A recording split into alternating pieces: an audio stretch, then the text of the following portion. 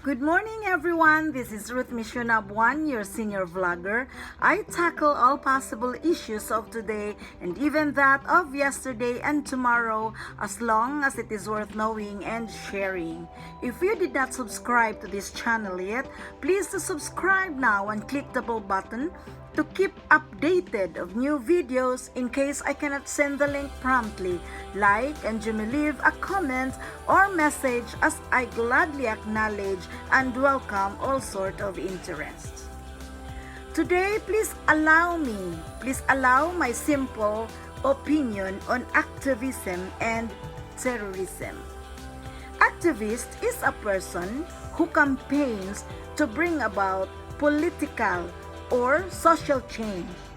The word similar to activist is militant. Activist usually advocates or support strong actions publicly in support to one side of a controversial issue. Activists normally do their protest in the streets and other public places.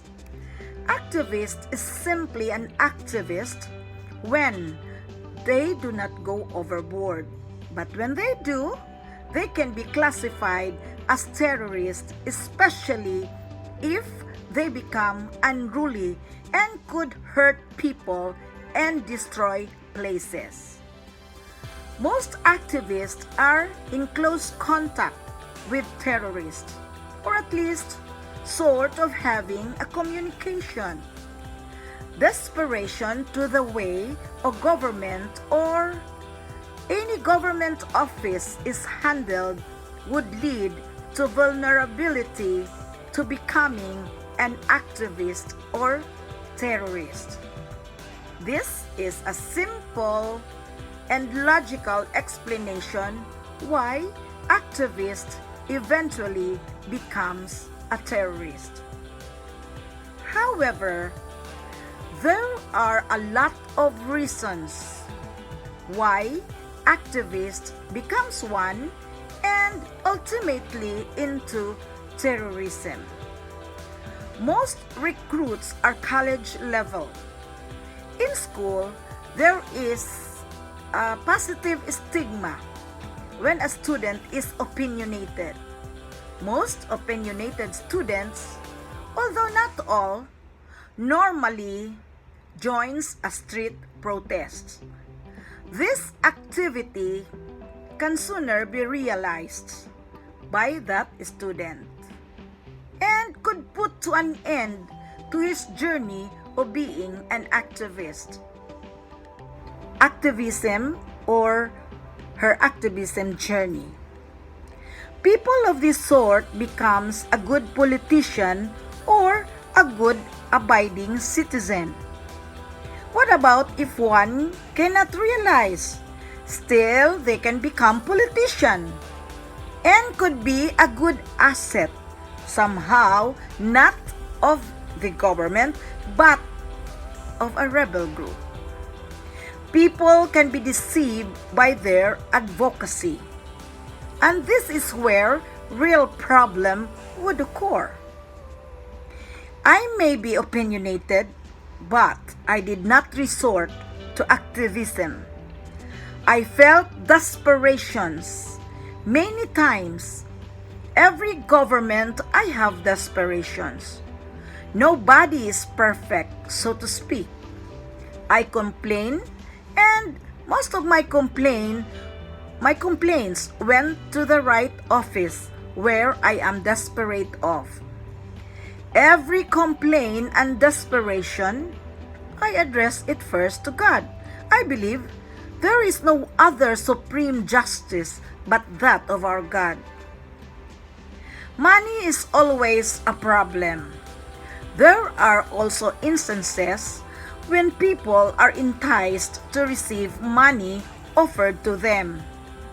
So to add number of protesters or activists on their involvement, it may lead to indoctrination and real membership. This is the process of inculcating to a person's minds ideas, attitudes, strategies, and methodologies of that organization to align to their ideology. Some distinguish indoctrination. The person is expected not to question or critically examine the doctrine they learn. Yes, activists go overboard when they get disrespectful and could step on others' lives and privacy.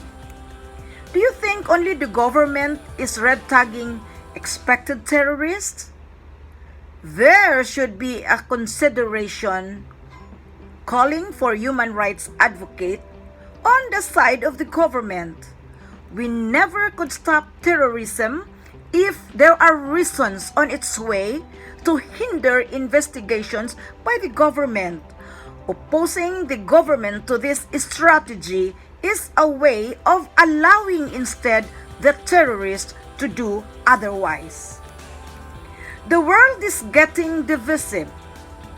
People have different ideology that divides nation and families. Be political, physical, financial, or religious ideas. Nobody is trusting no one. Trust and unity are critical this time. Political polarization has increased, be it here or abroad. Social media users are worn out by political posts and discussions. COVID-19 pandemic is adding up to the pressure. What should we do then? Well, apart from praying, there is an important role an individual can share to make this world or this nation a better place to live at least. When change is coming, it is but valuable to remember that we are the ones putting the value on both the gains and losses associated with that change. Meaning, we have control and choice over our own perceptions and feelings. Use this power to shift focus even on the not so welcome ones until you are used to the change and you will discover the gain of the opportunity. Example is unemployment. There is no need to protest on unemployment. Think of finding a different job that is better on your skills or lifestyle, or the push to start a business. Slow down and reconnect with families. Feel that you have enough. It is hard to believe and do, but it could be practiced. Take control of your thoughts, your attitudes, and your chosen environment. Choose to practice gratitude multiple. Choose to practice gratitude multiple times and feel the meaning of it. Limit news to watch if it limits your overall emotion and happiness. We have far more choices in life than we tend to realize. Culture has a huge impact on human behavior. It is where we learn what is okay and how we pick up on how things are done.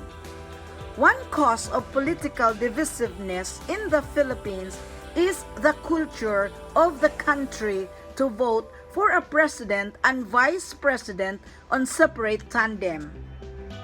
Whether such culture is mandated in our constitution or not, it is time to change our political culture to voting the partnership instead.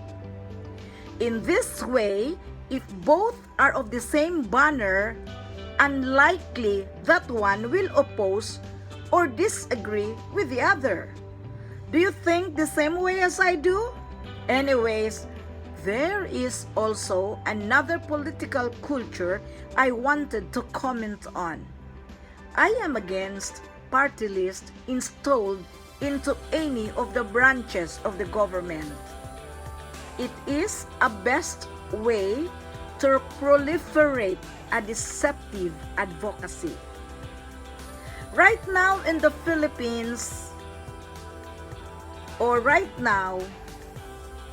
the Philippines is in a better status to live as per international survey.